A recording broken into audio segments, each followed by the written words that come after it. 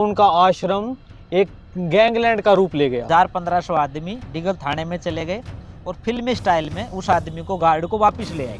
10,000 से ज्यादा पुलिसकर्मी उसको पकड़ने के लिए गए, फिर भी नहीं आ रहा। 1000 ब्लैक कैट कमांडो जो है रामपाल दास ने अपने गुंडे तैयार करके काले कपड़े पहना करके उसके ऊपर खड़ा कर दिया। वो क्लिपिंग्स हैं आज से। मैं अंदर जो है पेट्रोल बम बोतल्स के अंदर मिले और बहुत सी संदिग्ध वस्तुएं उस समय मिली। रामपाल दास के गुंडों ने सोनू, हमारा साथी था बागपुर गांव का, उसको गोली मारी। कोई न्यायपालिका का सम्मान नहीं वहाँ, बिल्कुल इसने अपनी गुंडागर्दी करने के उस पे, और हजारों करोड़ रुपया उस समय सरकार का जो है इस हरियाणा का खर्च हुआ एक व्यक्ति को पकड़ने के लिए। आर्य समाज रामपाल दास का सम्मान करेगा। हम आर्य समाजी हैं, हमारे दादा आर्य समाजी थे और हम ये सम्मान करेंगे, स्वागत करेंगे।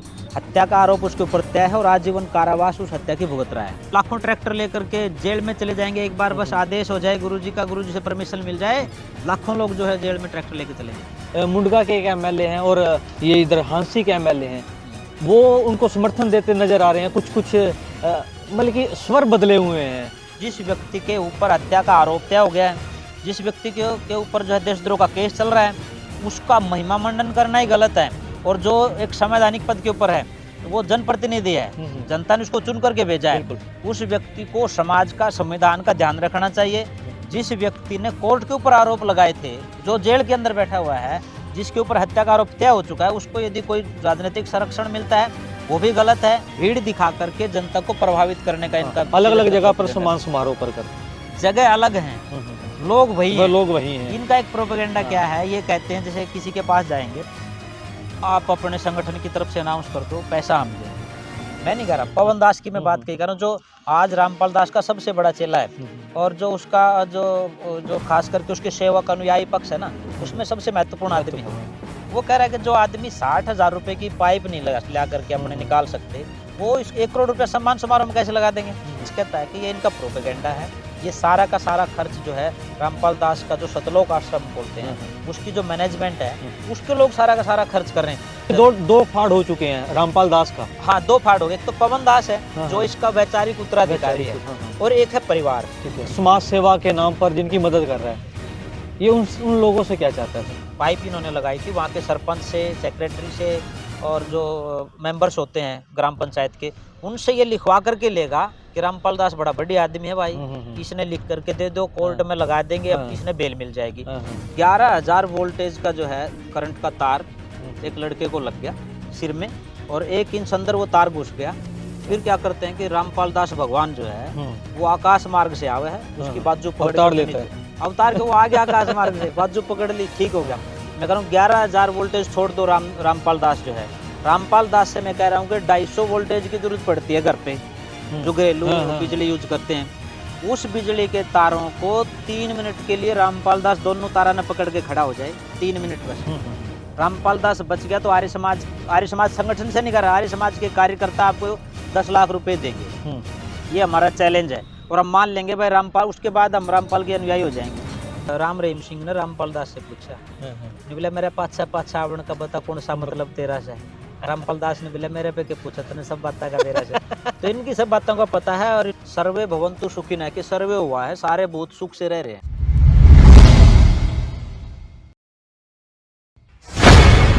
आप सभी को सादर नमस्ते। आज हमारे साथ मौजूद हैं स्वामी आदित्य वेश जी, जो आपको अक्सर सोशल मीडिया के थ्रू, देश के बड़े बड़े चैनलों पर आपको अक्सर देश के मुद्दों के ऊपर बात करते हुए, डिबेट करते हुए मिल जाएंगे। एक हरियाणा का ज्वलंत मुद्दा इस समय पर चल रहा है, बल्कि हरियाणा का ना कहूँ बल्कि पूरे देश का एक ज्वलंत मुद्दा इस समय चल रहा है, संत रामपाल दास को लेकर। एक बार जब पुलिस आई गिरफ्तार करने के लिए, तो उनका आश्रम एक गैंगलैंड का रूप ले गया। स्वामी जी नमस्ते। नमस्ते। नमस्ते हर्षित जी। आज रामपाल दास जो हैं, उनका संक्षिप्त सा बताएं कि शुरू से क्या रहा। एक बार रामपाल दास ने जो है अपना जो डेरा है वो 1994 में प्रारंभ किया और वो काम करता रहा। फिर उसने उसका ज़्यादा सा चला नहीं, उसने प्लान किया कि मैं जो दूसरे वर्ग हैं जो काम कर रहे हैं इस क्षेत्र में, उनको छेड़छाड़ करके थोड़ा सा चर्चा में आ जाऊं। तो उन्होंने राम रहीम सिंह के ऊपर टिप्पणियां की, तो राम रहीम सिंह बोले नहीं। उसके बाद राम रहीम सिंह वही जो सिरसा डेरे वाले थे, तो उनके ऊपर बोले तो उन्होंने कोई टिप्पणी नहीं की। उसके बाद वो आशाराम के ऊपर बोले तो आशाराम के प्रशंसक उनके अनुयायियों ने भी कोई टिप्पणी नहीं की। उसके बाद वो ब्रह्म कुमारी जी के ऊपर बोले, उन्होंने भी कोई टिप्पणी नहीं की। जब उनको लगा कि कोई हो ही नहीं रहा तो फिर उन्होंने आर्य समाज के ऊपर टिप्पणियां प्रारंभ कर दी। तो महर्षि दयानंद सरस्वती जिनका इस देश की आज़ादी के आंदोलन में उनके अनुयायियों का आर्य समाज का बहुत बड़ा योगदान है, उस संगठन के ऊपर उन्होंने टिक्का टिप्पणियां प्रारंभ कर दी। ये चली रही थी, इधर से उनकी जो बात कर रहे थे तो आर्य समाज के लोग भी जवाब दे रहे थे। इसी बीच में क्या हुआ कि इसका जो डेरा इसने जो बनाया अपना, जो वो था करोंथा गांव के अंदर, ये 2006 की बात है। और उस आश्रम में जो अलग तरह की अवैध गतिविधियां प्रारंभ जब हो गई तो गांव के लोग परेशान हो गए। बहू बेटियों का आश्रम के आसपास से निकलना, खेत में जाना जब दूभर हो गया तो वहाँ के लोग बड़े परेशान थे। एक दिन जो है रात को कोई व्यक्ति पड़ोस का जो खेत था वो पानी वानी लगाने के लिए आया, तो स्वाभाविक सी बात है, किसान के पास टॉर्च है तो टॉर्च मारी तो गेट के ऊपर कोई इनके गार्ड बैठे हुए थे, तो उसको लाइट लगी तो उसने गुस्से में कहा कि आपने जानबूझ के मेरे को लाइट मारी है, ये है वो है, तो उसको उन्होंने पीट दिया गाँव वाले व्यक्ति को। उस व्यक्ति ने गाँव के लोगों से बात की तो गाँव के लोग थाने में चले गए, डिगल थाना लगता है पास में। डिगल थाने से पुलिस आई और उस गार्ड को पकड़ करके ले गई। परंतु इन लोगों को ये अहंकार था कि हम लोग बड़े लोग हैं, बहुत ज़्यादा संख्या में है, तो वहाँ से 1000-1500 आदमी डिगल थाने में चले गए और फिल्मी स्टाइल में उस आदमी को, गार्ड को वापस ले आई कि तुम लोग कैसे इसको लेकर के आए हो। ये जब हुआ तो पुलिस दोबारा उनको लेने के लिए आई, फिर उन्होंने पुलिस के साथ भी जो है ना बदतमीजी की, और जो है इसी बदतमीजी के साथ साथ सबसे पहला रोड रोकने का काम रामपाल दास के जो समर्थक थे करोंथा के अंदर, उन्होंने वो किया, वो रुका। उसके बाद डिगल गांव जो है वो भी उठ के आ गया। इधर से सारा का सारा करोंथा गांव भी परेशान था, वो सब अनैतिक गतिविधियां वहाँ देख भी रहे थे। और कुछ लोग कह देते हैं कि आश्रम में कुछ नहीं मिला। उस समय की जितनी मीडिया कवरेज है या जो भी अधिकारी उस समय लगाए हुए थे प्रशासन की तरफ से, जो उसकी सारे आंदोलन की मॉनिटरिंग कर रहे थे, और बाद में जब रामपाल दास को जो है ना वहाँ से पकड़ा गया तो दुनिया भर के कंडोम वहाँ पर मिले, दुनिया भर की देशी अंग्रेजी शराबें वहाँ पर मिली, हथियारें वहाँ पर मिले। कौन कह रहा है कि नहीं मिले? सब बिल्कुल मिले। और उस समय ये जो आंदोलन जब ज़्यादा बढ़ा, खा पंचायतें भी, आसपास के लोग भी, उन सब लोगों ने आर्य समाज के लोगों से कहा, निवेदन किया कि आप लोग शामिल हो। उस समय आचार्य बलदेव जी जो आर्य समाज के एक बढ़िया त्यागी तपस्वी सन्यासी थे, उनके नेतृत्व में वो शामिल भी हुआ, उसमें आर्य समाज के कार्यकर्ता भी शामिल हुए। और इसी के गुंडों ने, कह रहा हूँ मैं, रामपाल दास के गुंडों ने, सोनू हमारा साथी था बागपुर गांव का, उसको गोली मारी। उसका वो सारा का सारा ये हुआ, उस समय रामपाल दास को जेल हुई, 23 महीने रामपाल दास जेल में रहा। फिर ये बाहर आ गया, केस इस पे चल ही रहे थे। फिर 2013 में दोबारा फिर गतिविधियां प्रारंभ कर दी उस आश्रम में। फिर आर्य समाज के लोगों ने विरोध किया कि भाई जो आदमी इस तरह की संदिग्ध जो गतिविधियां उसमें संलिप्त है, उसको तो बिल्कुल भी बाहर नहीं आना चाहिए और ये आश्रम डेरा दोबारा नहीं चलना चाहिए। फिर जो है 2013 में दोबारा से फिर आंदोलन हुआ, उसमें आचार्य बलदेव जी के नेतृत्व में हुआ। तो आर्य समाज के 3 साथी शहीद हुए, उनमें एक हमारी बहन थी प्रोमिला जो करोंथा गांव की थी, एक भाई था संदीप हमारा जो साथी था, वहीं गोहाना के पास उनका गांव है, और एक मेरा बिल्कुल साथी था जब मैं आर्य परिषद हरियाणा का अध्यक्ष था, और वो साथी उपाध्यक्ष थे गुरुकुल लाडोद जो है उसके उपाचार्य थे ब्रह्मचारी उदयवीर जी, उनको गोली लगी। तो 3 शहादत तो जो है सीधी सीधी आर्य समाज की जो है इस पाखंड के अड्डे को बंद करवाने के लिए हुई। उसके बाद इसके ऊपर केस चलता रहा और इसने यहाँ का अड्डा तो बंद कर दिया, इसने अपना अड्डा बरवाड़ा में बना लिया। जब बरवाड़ा में शुरू हुआ तब आर्य समाज के लोग जो है उनकी सीधी कोई इन्वॉल्वमेंट नहीं थी। जिस जो प्रश्न आपने किया था उसका प्रश्न का मैं अब जवाब दे रहा हूँ कि किस प्रकार से एक गैंगलैंड बन गई। गैंगलैंड शायद आपने इसलिए कहा कि भाई उस समय जब पुलिस के लोग रामपाल दास को पकड़ने के लिए जा रहे थे, जो रामपाल दास के लोग आज ये दुहाई दे रहे हैं कि रामपाल दास ने कभी जो है लोकतंत्र का विरोध नहीं किया, कभी संविधान का विरोध नहीं किया, कभी न्यायपालिका का विरोध नहीं किया। इन्होंने तो किताब लिखी है, जज के खिलाफ किताब लिखी है, जज के ऊपर आरोप लगाए उस समय। जज ने कहा कि भाई रामपाल दास कितना ही बड़ा आदमी हो, कोर्ट में पेश तो होना पड़ेगा। ये 2014 की बात है। कहते हैं कि बहुत सारे सम्मन आए थे लेकिन ये कोर्ट में पेश नहीं हुए। 40 के लगभग ऐसा जो है 40 सम्मनों को दरकिनार कर दिया और ये कहा कि भगवान कोर्ट में पेश नहीं होते। और जब जज के ऊपर आरोप लगा दिए तो जज साहब ने प्रशासन को कहा कि आप इस आदमी को पकड़ के लाओ और कोर्ट में पेश करो। ये जो गैंगलैंड बता रहे वो इस समय की बात है। आप आश्चर्य करेंगे अर्षित जी, 10,000 से ज्यादा पुलिसकर्मी उसको पकड़ने के लिए गए, फिर भी नहीं आ रहा। हाँ। 1000 ब्लैक कैट कमांडो जो है रामपाल दास ने अपने गुंडे तैयार करके काले कपड़े पहना करके उसके ऊपर खड़ा कर दिया। वो क्लिपिंग्स हैं आज हाँ, आज वो भी, मीडिया पे और मना सब कर कुछ रहे है हैं वो, कि वो हाँ, है उस नहीं। समय सब था वो। उस समय अंदर जो है पेट्रोल बम मिले, पेट्रोल बम बोतल के अंदर बोतल्स थे। के अंदर हाँ, हाँ, मिले, और बहुत सी संदिग्ध वस्तुएं उस समय मिली जो पब्लिक में आई, सामने आई, मीडिया में आई, जो सब ने दिखाई। अब लोग कह रहे हैं कि जी नहीं नहीं, ये तो सब संविधान का सम्मान करते हैं जी, ये तो न्यायपालिका का सम्मान। कोई न्यायपालिका का सम्मान नहीं।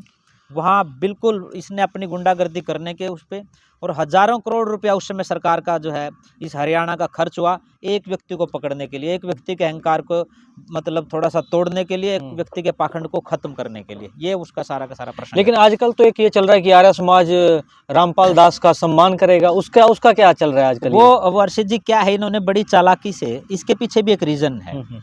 अभी जो है 1.5-2 महीने पहले इन्होंने कोर्ट में एक अर्जी लगाई, और अर्जी लगाई कि फरलो, जैसे अभी कल जो है ना राम रहीम सिंह को फरलो मिली है, 15वीं बार फरलो मिली है। इनका ये दिमाग किया कि भाई हमारे बाबा को भी फरलो मिलनी चाहिए, 11 साल से जेल में है। अच्छा, ये किसी व्यक्ति का संवैधानिक अधिकार भी होता है। इन्होंने जब एप्लीकेशन लगाई तो कोर्ट ने ये कह दिया ठीक, हम प्रयास कर लेते, 15 दिन की फरलो दे देंगे। परंतु इसमें क्योंकि पुलिस प्रशासन भी एक पार्टी है, पुलिस प्रशासन से जब पूछा गया कि लैंड ऑर्डर जो है वो तो कोई डिस्टर्ब नहीं हो जाएगा, पुलिस प्रशासन ने मना कर दिया कि जी हम इसकी इजाज़त नहीं दे सकते। जिस आदमी को पकड़ने में 10,000 से ज़्यादा पुलिसकर्मी लगे, हजारों करोड़ रुपया हरियाणा सरकार का लग गया, और इसके जो समर्थक इतने खतरनाक हैं, बहुत अग्रेसिव हैं, और मार पिटाई भी करते हैं, झगड़ालू हैं, और वो पेट्रोल बम तक भी रखते हैं, तो हम इस बात की इजाज़त नहीं देंगे। तो कोर्ट ने उसको कैंसिल कर दिया अर्जी को। फिर इनके जो वकील थे कोई सीनियर, उस वकील ने एक सुझाव दिया, जिस प्रकार से राम रहीम सिंह जो है उसको बेल मिल रही है सामाजिक होने के नाते, कि वो बड़ा सामाजिक कार्य करता है। राम रहीम सिंह ने कई Guinness book of world record में उसके नाम है, ये करता है वो करता है। इसीलिए रामपाल दास की इमेज धार्मिक नेता से सामाजिक नेता बनाने का प्रयास किया गया। इन्होंने पहले अन्नपूर्णा की कोई स्कीम इनकी बता रहे हैं कि भाई गरीब आदमियों को खाना वाना बांट दिया, पर वो चली नहीं ज़्यादा, मतलब चली क्या, उठी नहीं, वो प्रचारित नहीं हुई, ट्रेंड में नहीं आई।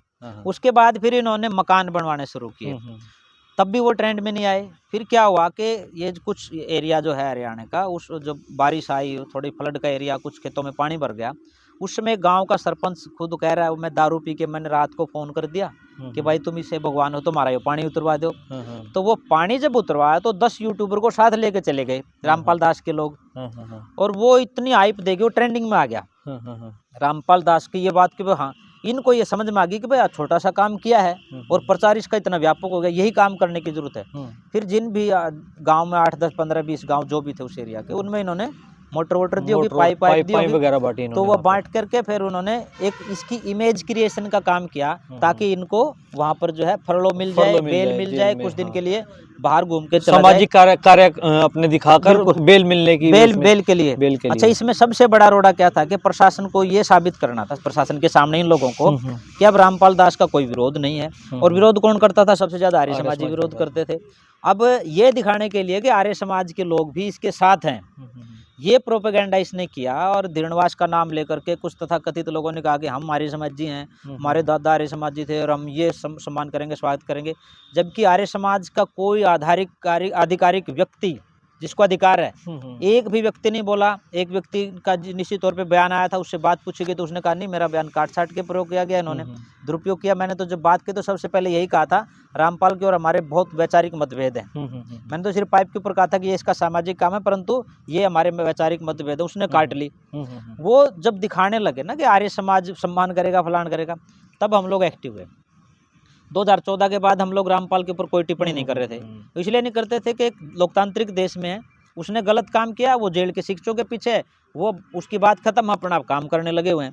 परंतु इन्होंने जानबूझ करके आर्य समाज को इन्वॉल्व किया, ताकि ये कोर्ट में ना वो कुछ अखबार की कटिंग लगा दें, कुछ यूट्यूब से उठा करके वीडियो लगा दें कि साहब देखो आर्य समाज के लोग ही सम्मान कर रहे हैं, इनके साथ झगड़ा था, बेल दे दो।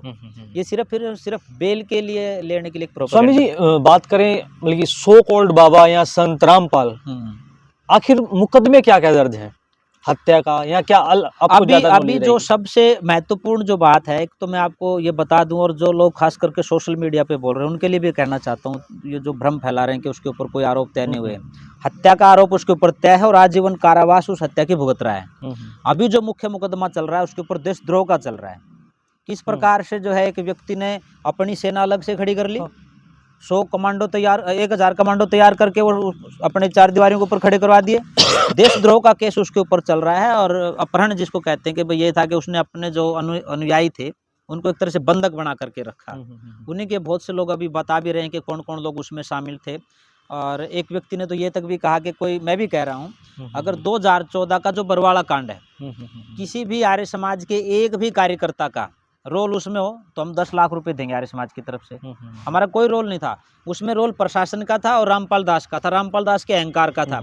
हमने अपना काम क्रोंथा में कर दिया था, ठीक है ना, उसकी वो सजा भुगत रहा था तो हम लोग अपना काम कर रहे थे। अब जो है रामपाल दास जो है उसके ऊपर ये मुकदमा सबसे महत्वपूर्ण चल रहा है अभी, देशद्रोह का, और हत्या का मुकदमा उसके ऊपर तय हो चुका है, उसकी वो आजीवन सजा भुगत रहा है। देशद्रोह में क्या फैसला आएगा ये तो बाकी बात है, परंतु आजीवन कारावास तो उसकी निश्चित हो चुकी है ना।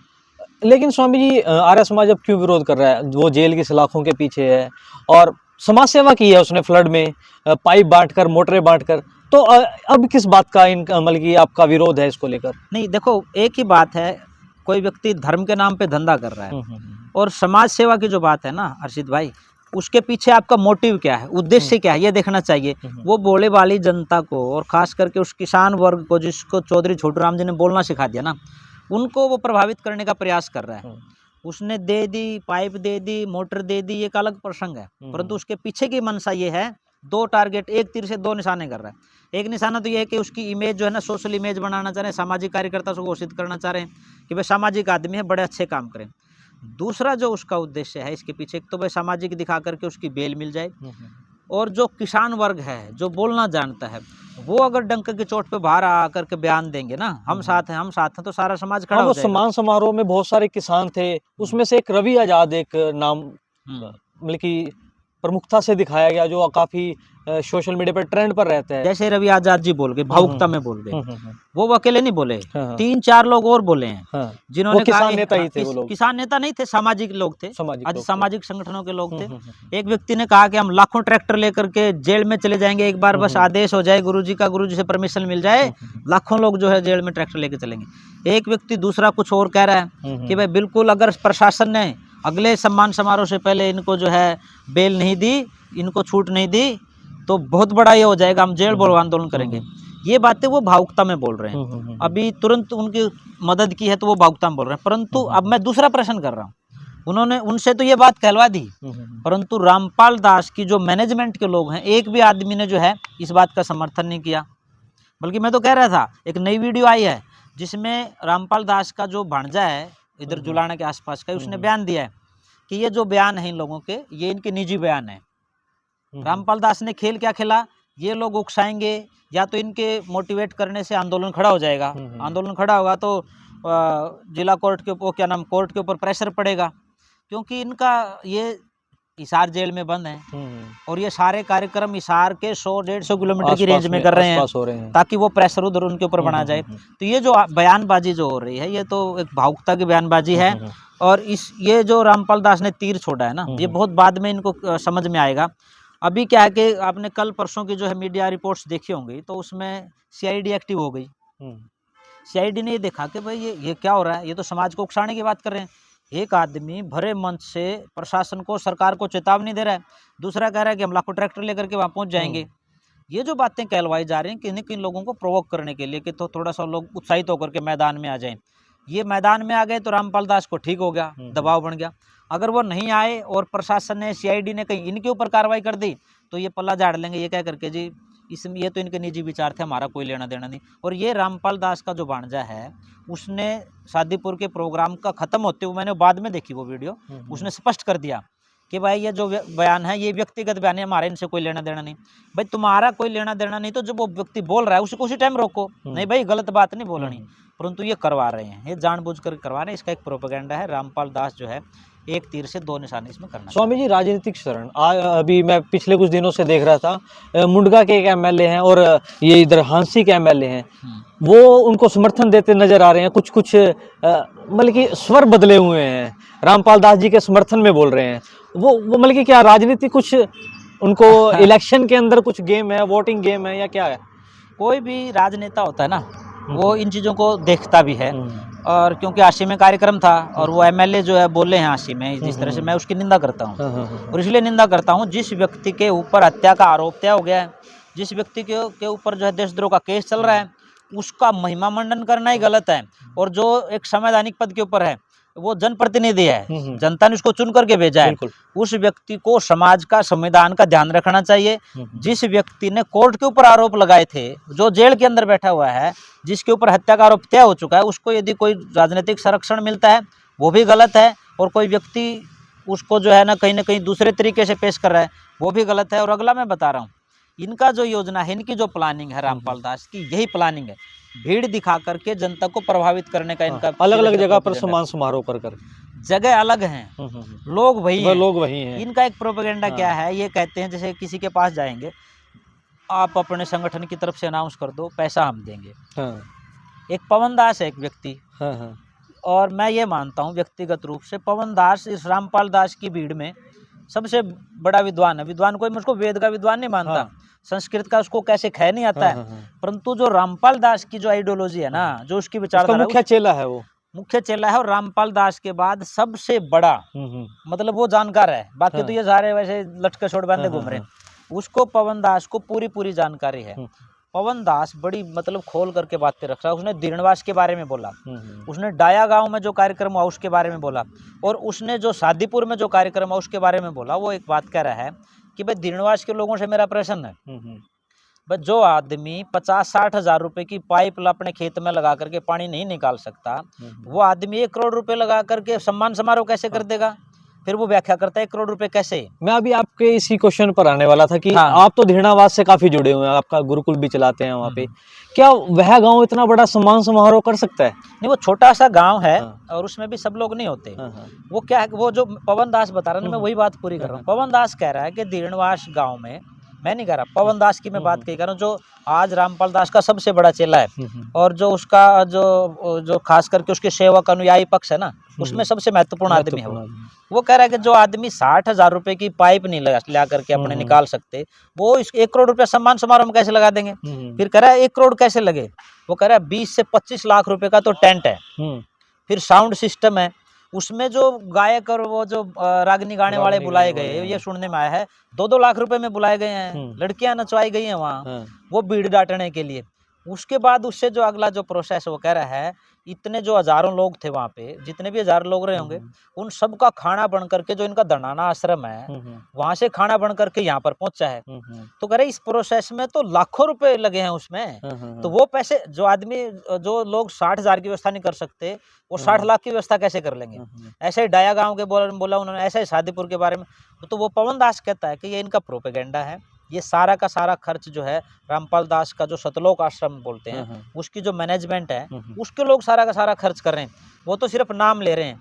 और इनके जो अनुयायी हैं, हर जगह दनाना जो इनका आश्रम है, वहां से बसें भर के सीधा उस प्रोग्राम तो मतलब कि दो फाड़ हो चुके हैं रामपाल दास का। हाँ, 2 फाड़ हो गए। एक तो पवन दास है जो इसका वैचारिक उत्तराधिकारी है, और एक है परिवार। ठीक है, परिवार की ये स्थिति है हर्षित जी। परिवार को जब रामपाल दास जो है जेल में नहीं था, तो वो पवन दास ही बता रहे कि उनको कभी आने भी नहीं देते थे वहाँ। कहते थे कि तुम अलग अपना काम करो, मेरा परिवार से कोई लेना देना।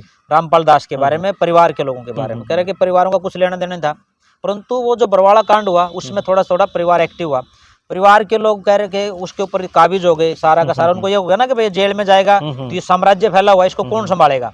उस साम्राज्य को संभालने के लिए एक तरफ परिवार एक्टिव हो गया, एक तरफ मैंने जैसे बताया कि पवन दास, जिसके फॉलोवर्स हैं, अच्छे फॉलोवर्स हैं उसके पास, और रामपाल दास का वैचारिक उत्तराधिकारी है वो। इनमें 2 ग्रुप बन गए, एक अपने विचार के लिए लग रहा है, दूसरा प्रॉपर्टी के लिए लग रहा है। तो ये जो सतलोक आश्रम वाले हैं, ये इनका ये प्रयास है कि रामपाल दास को बेल मिल जाए तो हम लोग सारा उसका जो मुख्य जो चीज़ें हैं ना, उसको अडोप्ट करके हम अपने उसमें प्रयोग कर सकें।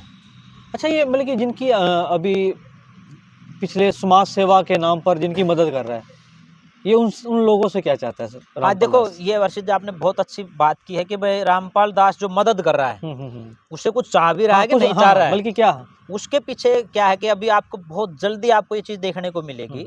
मैंने कुछ लोगों के बयान आपको बताए और 2 एमएलए की आपने सीधी-सीधी बता दी।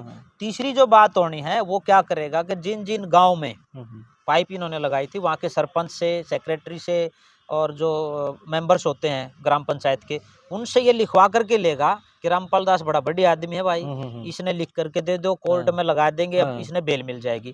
उसका एजेंडा ये है कि भाई मदद कर दी, उसके एवज में उसको कुछ चाहिए, क्या चाहिए? उसके एवज में वो चरित्र का प्रमाण पत्र लेगा कि ये बड़ा बढ़िया आदमी है भाई ना, तो वो बेल दे दो। बेल ये उसका मिलेगी। उद्देश्य है। आने वाले समय में हो सकता है कि 150 गाँव से वो ये एप्लीकेशन भी लिखवा ले कि ये रामपाल दास तो भाई कति इसका तो चरित्र बढ़िया है, इसने तो बेल मिल जानी चाहिए। ये एजेंडा उसका है। दूसरा, इसके साथ-साथ में जैसे मैंने बड़ा कहा, अपनी भीड़ दिखा करके कहीं राजनीतिक लोगों को प्रभावित करना, कहीं संगठनों को प्रभावित करना, वो उसका उद्देश्य है। फिर तो मैं एक और बात कह देता हूँ, फिर आप अपना अगला प्रश्न पूछना। ईसाइयों के बारे में बात चलती है कि वो धर्मांतरण करवाते हैं। कैसे करवाते हैं साहब? वो लोगों की मदद करते हैं। वो मदद करते हैं, मदद भूख मिटा करके उनका पेट भर करके उनका विचार परिवर्तित करते हैं। रामपाल दास भी तो यही कर रहा है। 4 पाइप दे करके रामपाल दास ये सोचे कि अब ये सारे मेरे अनुयायी हो जाएं, या ये मेरे लिए मेरे को चरित्र का प्रमाण पत्र दे दें। ये तो सीधा-सीधा सौदेबाजी है। ये समाज सेवा नहीं है, तो सौदेबाजी है। और सौदेबाजी ही वो व्यक्ति कर रहा है। रामपाल के जो सिद्धांत हैं उसको उसको किस तरह से समझते हैं आप स्वामी जी? नहीं देखो, उसका कोई सिद्धांत नहीं है। मेरे 2 चैलेंज हैं रामपाल दास को। एक तो ये कि वो बड़े मतलब ऐसा कई बार तो हंसी भी आती है। एक व्यक्ति ने कहा कि मैं बड़ा भारी विद्वान हूँ, रामपाल दास जैसा ही था, और मेरे को बड़ी संस्कृत आती है, व्याकरण आती है। तो किसी व्यक्ति ने कहा थोड़ा बहुत करके दिखा, ट्रांसलेट करके दिखा। मैंने कहा किसका करके दिखाऊं? बोले जी हम एक ना जी श्लोक बोलते हैं। बोले क्या? बोलते हैं सर्वे भवन्तु सुखिनः, सर्वे सन्तु निरामया, सर्वे भद्राणि पश्यन्तु, मा कश्चित् दुःख भाग् भवेत्। इसकी हिंदी में शब्दार्थ कर दो, इसकी अर्थ निकाल दो, इसका क्या होता है। रामपाल दास जैसा व्यक्ति बोल रहा है सर्वे भवन्तु सुखिनः, कि सर्वे हुआ है, सारे भूत सुख से रह रहे हैं। हैं? सर्वे भवन्तु सुखिनः, सर्वे सन्तु निरामया, और सारे संत मरे पड़े हैं। बोला अच्छा। और सर्वे भद्राणि पश्यन्तु, मा कश्चित् दुःख भाग् भवेत्। बोले दुख तो भाग भाग के देख रहे हैं लोग, ऐसी तो व्याख्या करें। ये तो धर्म, अर्थ, काम और मोक्ष की जब व्याख्या करते हैं, कहते हैं मेरे डेरे में आओ, धर्म हो गया। टेंट वाले ने काम मिल गया, उसने अर्थ मिल गया। धर्म मिल गया, अर्थ मिल गया। काम बोला, काम का बोले ये काम में तो मिल रहा है इतने लोगों को। वो ये नहीं समझता कि काम का यह महत्व क्या है। बोला धर्म, अर्थ, काम और बोला मोक्ष। बोले ये सारा कर लो, मोक्ष भी मिल जाएगा। ये तो ये व्याख्या करने वाले लोग हैं। तो रामपाल दास की उसके बारे में कहना चाहता हूँ। रामपाल दास को मेरा चैलेंज है, उसके अनुयायी जो है उसको अपना संपर्क कर लें। आधे घंटे लगातार वो संस्कृत में बोल ले, और संस्कृत छोड़ो, मैं कह रहा हूँ आधा घंटा वो हिंदी में बोल के दिखा दे। हर तीसरा शब्द उसका जो है हिंदी से भी पता नहीं कौन सी भाषा में लेकर के जाता है। दूसरी बात जो है, ये तो एक साधारण बात है, रामपाल दास की ने जो अपनी किताबों में लिखा है, एक किताब में उसने लिखा है भक्ति से भगवान तक, एक किताब है उसकी, उसके पेज नंबर 178 पर लिखा है उसने 11,000 वोल्टेज का जो है करंट का तार एक लड़के को लग गया सिर में, और 1 इंच अंदर वो तार घुस गया। फिर क्या करते हैं कि रामपाल दास भगवान जो है वो आकाश मार्ग से आवे है, उसकी बाजू पकड़ के नीचे अवतार के वो आ गया आकाश मार्ग से, बाजू पकड़ ली, ठीक हो गया। हम परमात्मा से प्रार्थना करते हैं कि वो उस बच्चा बच गया, उसकी उम्र लंबी हो। परंतु मेरा चैलेंज है, आज मेरा ये चैलेंज है, 11,000 वोल्टेज तो छोड़ दीजिए हर्षित जी, आप अपनी टैगलाइन बना के चलाना इसको। मैं कह रहा हूँ 11,000 वोल्टेज छोड़ दो, रामपाल दास जो है, रामपाल दास से मैं कह रहा हूँ कि 250 वोल्टेज की जरूरत पड़ती है घर पे, जो घरेलू बिजली यूज करते हैं। उस बिजली के तारों को 3 मिनट के लिए रामपाल दास दोनों तारा न पकड़ के खड़ा हो जाए, 3 मिनट बस। रामपाल दास बच गया तो आर्य समाज संगठन से नहीं कर रहा, आर्य समाज के कार्यकर्ता आपको 10 लाख रुपए देंगे। ये हमारा चैलेंज है, और हम मान लेंगे भाई रामपाल, उसके बाद हम रामपाल के अनुयायी हो जाएंगे, रामपाल दास अगर ये साबित कर दे तो। दूसरी बात, उसके जो भगत जन हैं एक वैधानिक चेतावनी नहीं लिखते हैं कि भाई आप इसको घर पे करके मत देखियो, कदे नए नए से जो भगत बने हैं अन्य सोचे गुरुजी बचाना होगा, भगवान बचाना होगा, कोई सा सूचना अंगड़ी दे ले, उसकी जिम्मेदारी हमारी नहीं है। ठीक है ना। रामपाल दास आए, बिजली के तारों को पकड़ के 3 मिनट 250 वोल्टेज को पकड़ करके दिखाए। 11,000 वोल्ट की हम नहीं कह रहे, बहुत ज़्यादा हो जाती है। अगर रामपाल दास बच गया तो 10 लाख रुपए हमारे कार्यकर्ता उनको दे देंगे, और नहीं बचा, परमात्मा में कुछ चूक होगी और परमात्मा उसका काम नहीं आया तो उसका भंडारा कर लियो, कड़ा करोगे थारी मर्जी है। स्वामी जी, एक इन सब मामले के बीच में कल को किसी भी तरीके से रामपाल दास को कोर्ट से राहत मिलती है और वो बेल से बाहर आ जाते हैं, तो आर्य समाज का अगला कदम क्या रहेगा, उसके बारे में थोड़ा सा बताइए। अर्षित जी, मैं एक और बात कर रहा हूँ। देखो, आर्य समाज तो 2013 के बाद जो है, जब वो जेल में चला गया था, हम लोग शांत हो गए थे। हमारा जो बात थी, समाज की बात थी, उस समय तो गांव करोन था, पूरा का पूरा साथ था, डिगल पूरा गांव साथ था, सारी खाप सरदारी उस समय साथ थी। आर्य समाज तो उसमें एक हिस्सेदार था कि भाई हर समाज के अच्छे काम में होना चाहिए शामिल, और उसके पाखंड का पर्दाफाश हो गया था। हमारा उससे ये इतनी बात थी। आज भी हमारी उससे कोई लड़ाई नहीं है। आज हमारी उससे सिर्फ इतनी लड़ाई है, विचार की लड़ाई है। वो व्यक्ति समाज के वातावरण को गंदा कर रहा है, उसको बेल मिलेगी तो प्रशासन की जिम्मेदारी है, उसको लेकर के जाओ। 10,000 पुलिसकर्मी जो है, उसको पकड़ने में कितनी मशक्कत करनी पड़ी, कितने दिन का टाइम लगा। 6 आदमी मरे वहाँ बरवाड़ा के अंदर। रामपाल दास के जो अनुयायी हैं, 6 लोग मरे हैं। उसकी जिम्मेदारी किसकी है? कल को वो बाहर आ जाएगा, कल को यहाँ दंगे होंगे, कल को उसके अनुयायी उसको वापस जाने नहीं देंगे, पुलिस के साथ उसकी मुठभेड़ होगी, हजारों करोड़ रुपया खर्च होगा, कौन जिम्मेदार है? ये तो प्रशासन तय करे। कोर्ट के मामले में मैं कभी हस्तक्षेप करता नहीं। कोर्ट का जो फैसला वो सिर माथे पे है। कोर्ट तो तथ्य देखता है। और किसी को ये वहम हो कि कोर्ट जो है ये इस तरह के 100 किलोमीटर के दायरे में जो बड़े बड़े कार्यक्रम करके उनको प्रभावित कर दें, कोर्ट को ही पता है, इतनी बेवकूफ़ नहीं है वो चीज़ें समझते हैं।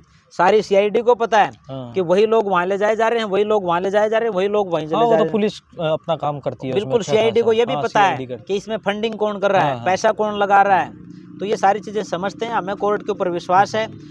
एक मानवता के नाते किसी को बेल मिल सकती है, मिलो, हमें कोई उसकी बात नहीं, परंतु उसको बाहर जाएगा, समाज का माहौल खराब होगा। पहले भी जो कुछ हुआ, और अब जब वो अंदर है और जिस तरह का माहौल ये लोग क्रिएट कर रहे हैं।